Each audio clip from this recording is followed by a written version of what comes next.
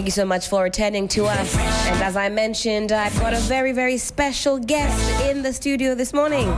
Let me say good morning and a very, very warm welcome to Juliette Mills-Lutterodt. She is the president of Pink for Africa. Juliette, hello, good morning. Good morning, darling. How are we feeling on this glorious Friday morning? We're feeling amazing. Okay.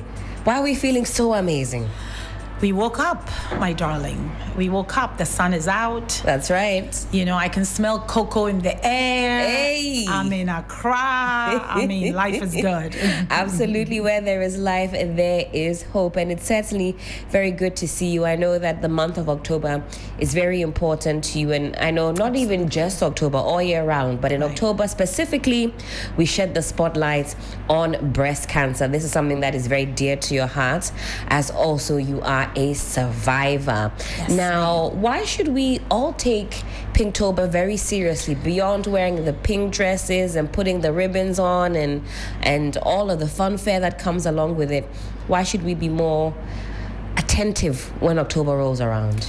You know, breast cancer is one of those hidden, I feel like it's like a hidden disease that because there is no major side effects in the early stages of it, it can sneak up on you. And because it can be detrimental, women are literally, the rug is pulled under majority of women who do get this diagnosis. So it's important to share, and not only in October but all throughout the year, be able to really emphasize the importance of early detection self-examination for a continent like Africa, where our healthcare is not necessarily up to par. It allows us to be able to catch it early and live a long, full life. I am a product of early detection. And that was going to be my next question. How long ago was it that you were first diagnosed? And you say that was through early detection. That means that throughout your life you had taken the education seriously, you were examining. What actually took you to the doctors and then got you diagnosed? So let's be honest. I think before my diagnosis, I had done maybe about a total of 4 walks in America. Okay. And not a single time did I check my breast.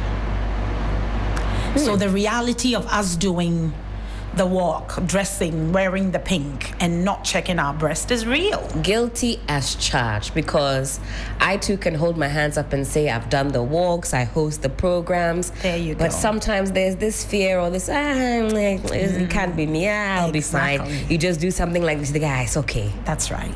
So I think that for me, I turned 40. And it was routine for my annual physical check to include a mammogram. And then that followed up through the mammography. They called me back, said they couldn't see through a dense breast. They called me back for an ultrasound, still was problematic. They called me back for an MRI, and that's when they found the lump. So I think that continues. I remember even going to get my mammogram. I was a hairstylist running 2 hair salons in the peak of my career, and I kept making jokes like they're gonna squeeze my breast. I'm putting it off. And then one day my doctor called me and said, listen, young lady, get your butt into my office now. So I was grateful for him. What was the initial emotions that followed? The day after the MRI, I got a call from him to come into the office. It was February 14th. My husband was away on a business trip. I was actually sick with the flu. So I got up, kids were gone. I have 3 boys, they were gone to school. I rolled up and went to his office, and he said, listen, we found a tumor, and when we tested, it was cancerous. I will advise you remove it immediately. So let's do a lumpectomy immediately. And I said, okay. I don't remember the drive home. I got in my bed and I went to sleep because I was sick as a dog. When I got up, I reached out to my husband, and that's when the reality of everything just started to sink in, that this is serious. This is the C word. This could be detrimental. My youngest son was 9. And everything just started kind of flashing. You know, you get to sit back and look at and just analyze what's next. I knew I needed to seek a second opinion to make sure that the choice I was making in terms of a lumpectomy was a good one. Upon the second opinion, my doctor recommended I do a mastectomy instead of a lumpectomy, which I think was the best thing for me. The mastectomy is where they actually take off the entire breast. Yes. Okay. Because I was young, I had been diagnosed at 40. My hormones were still raging. I haven't hit menopause yet. Right. So breast cancer is a hormonal disease. So your hormones feed into that tumor, make them grow rapidly. She was concerned that the type of breast cancer I had a history of coming back. Okay. And she said, drop your chances of it ever coming back to as low as possible. Remove the entire breast. You're young, your children are young, you're going to be okay.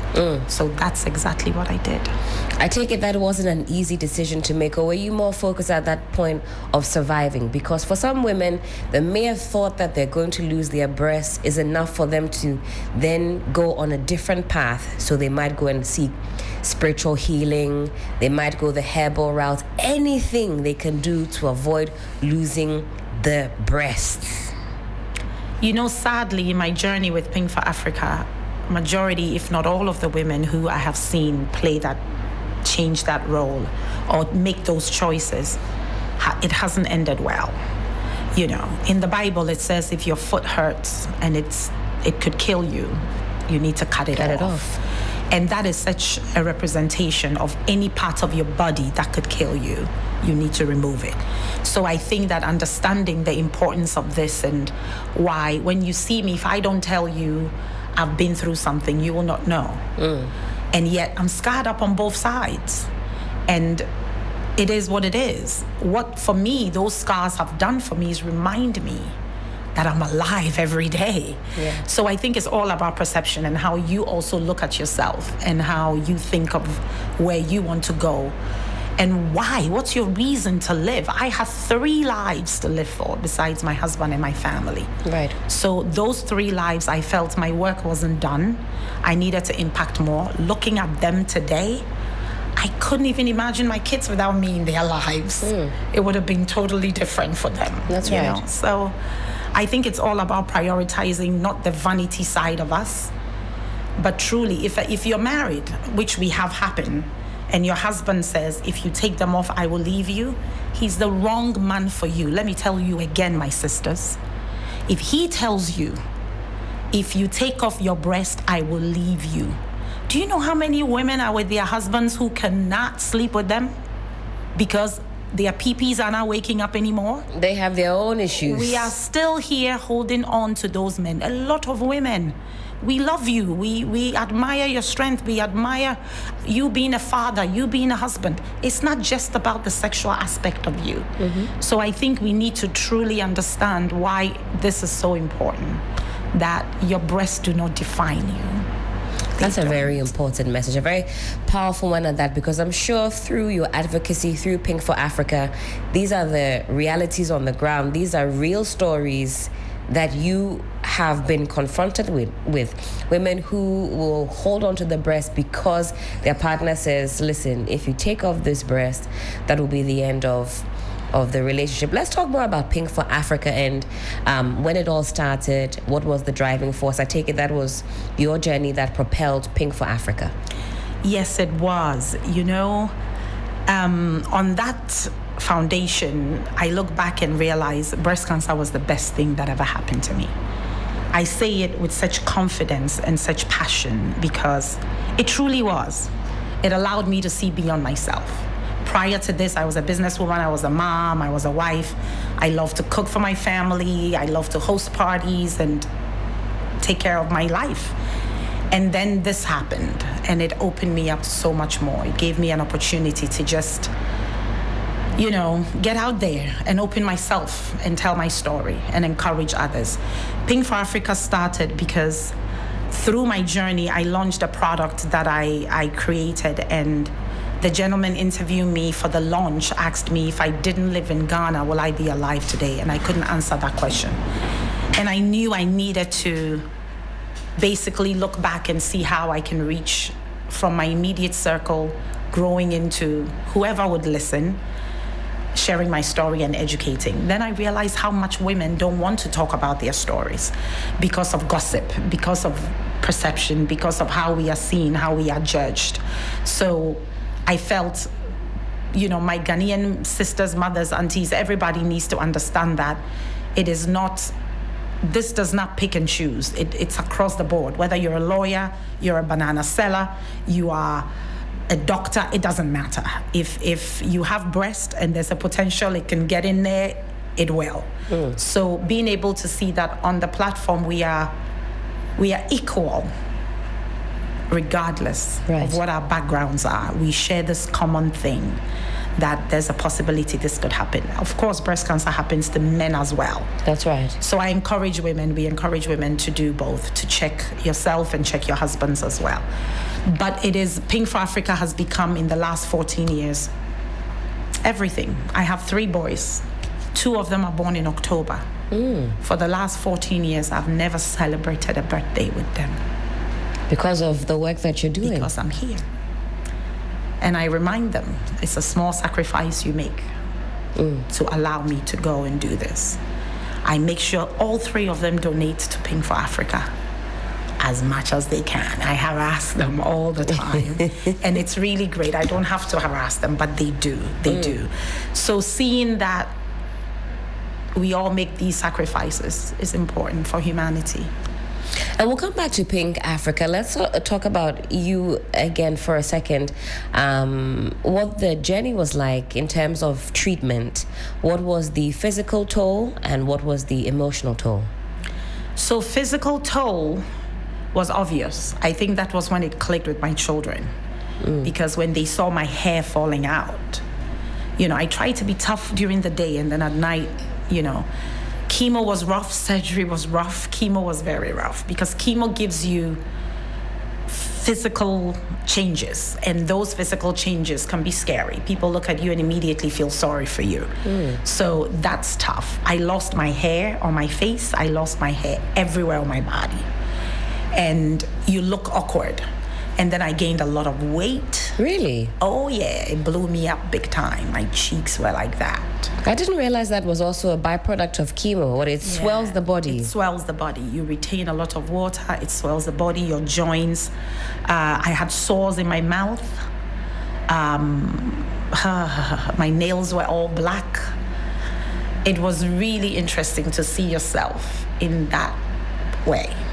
Because again, I was a hairstylist, and that's in the beauty realm. That's right. So understanding what women go through with changes, whether it's alopecia, whether it's anything, a woman will sit in my chair, I will do a consultation, and after breast cancer, it was a whole different respect for the woman who was losing her hair and had issues with imaging because of that. But yes, the treatments were tough. Surgery was tough. It didn't end. I mean, surgery, as early as March, I had surgery. So the first 10 years, I had to have the implants removed and replaced. I got implanted. And then after 10 years, the implants were switched up. Then 9 months after, I got a call that there's a recall on the implants, and that they cause cancer. So I went back, had it removed, and a new one was put in. Then a year and a half after, I had a rupture. So I had to have that removed and replaced. So in the last 3.5, 4 years, I've had 3 surgeries on that same breast. Juliette, you're a tough woman, and this body of yours has journeyed with you, in different phases, and here you are, still holding on. Time check, it is some 17 minutes to the top of the hour, 9 a.m. We're still live here on 3FM Sunrise, on 3FM 92.7. We're talking breast cancer with Juliette, president of Pink for Africa. How important at that time was the family support, and how much did that carry you through your journey? I didn't have to do psycho-oncology. Psycho-oncology is where you have to see a psychologist to help you walk through. Fortunate for me, I come from such a large family. I'm one of 11, and everybody rounded up. My husband was amazing. His family came around. that support is so important, so important. So I definitely encourage, people, if your loved ones are going through anything at all, be there. The smallest ways can be a big deal for them.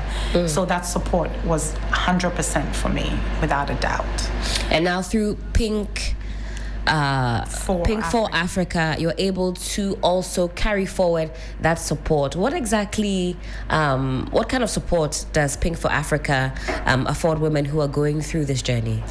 So through education being the first platform, then we dive into going into the hospitals and supporting women who otherwise cannot afford their journey. So we have those who can afford to a point and then need support. Chemo is one of those things. If you're given, let's say, 10 cycles, you have to complete it. Because if you wake that lion up and you don't continue, he'll come roaring even more. It gets more aggressive. Exactly. So it's very important to finish that cycle. So if let's say they can afford to do 3 and there is 7 left, we step in and we help and make sure that the patient is able to finish. Then if there's a need for surgery, there's a need for radiation. So far, we serve 7 hospitals, and 2 of them we serve on a monthly basis. Okay. We're going to be adding a 3rd one.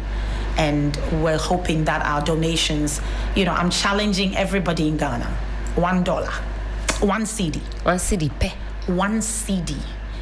If we are 1 million people and everybody gave 1 CD, think about it. It would be 1 million CDs. And that can subsidize what the government is doing and what allows us. We also have foreigners in our midst. Last year we helped a Nigerian girl who the government will not support because she's not Ghanaian. And she was young, she's in her early 30s. And she was working here in Ghana. And she was diagnosed. So we ended up stepping up and helping her through her entire journey. So that is some of what I'm talking about. You mentioned 30. I also gather that the ages of women who are going through breast cancer, the ages are getting younger and younger. What is the youngest woman or person that has come to your attention? 22. 22? Yes, ma'am. What a thing to go through at 22. We're also seeing younger children come up with lumps in their breast. Okay. It may not be cancerous, but they are showing up with big lumps in their breast. And the doctors are really advising to watch their diet. Very, very important. I had a niece who it happened to, and she was an Indomie lover, this little girl. I see. Literally had to come off that Indomie stuff right away because there's no much of a nutritional value. That's right. The amount of sodium in Indomie is just so much. So let's be conscious of what goes into our body. We're seeing younger and younger women. And there's a type of cancer in West Africa that has been, for some reason, is very targeted in West Africa. There's so much more of it here. It's a triple negative breast cancer. Triple negative breast cancer. What does that mean? So it is 3 types of tumors in one nodule. I see. It needs to be treated with 3 different types of chemos. That sounds like an aggressive type of treatment. It is aggressive. It hits our younger and younger people. And that is why, self-examination is great, but we have to follow through. If you feel something abnormal, from a lump to fluid, pinkish fluid coming out of your breast, to discoloration on your breast, all of that, please have your doctors check you out. Do not play with it. You see a boil on your breast, it may be just a boil, it may not. So have it checked. Some people think, am I making too much fuss about nothing? Am I disturbing the health personnel if I walk in every now and again because I feel something a bit strange? But certainly the health personnel know that if you don't catch it early, the consequences could be quite dire. So you say, even if you think it's nothing or you think it's something small, go to your healthcare professional, healthcare provider. And we need to also plead with our doctors to kind of be a little bit more open to our patients asking questions. Okay. Some of our doctors get very short and very impatient and don't want to hear us ask questions. Please, as a doctor, you're not only giving us security and assurance with what you're telling us, but we're believing you. So allow us to ask questions so that we can leave comfortable and know that you got us. So this attitude of doctors coming up with, very intolerable personality, I think is very unfair to the patient. And we need to be kind. We need to show compassion to our patients.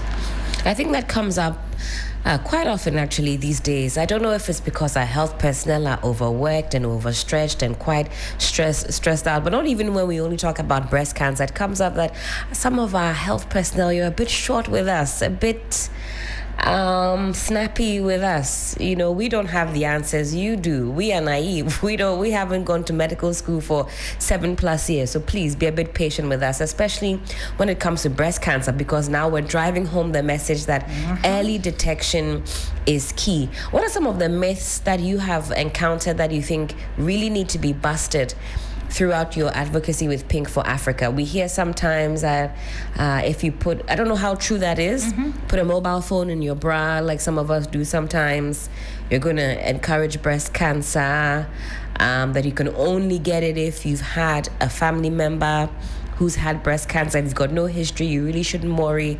I'm sure that's something you come across as well, these myths. I had nobody in my family who was diagnosed with breast cancer. There were other types of cancers. My aunt died of ovarian, my uncle died of throat cancer, but nobody with breast. I was the first one. So there is also environmental. So you have your genetics, you have environmental, and you have your diet.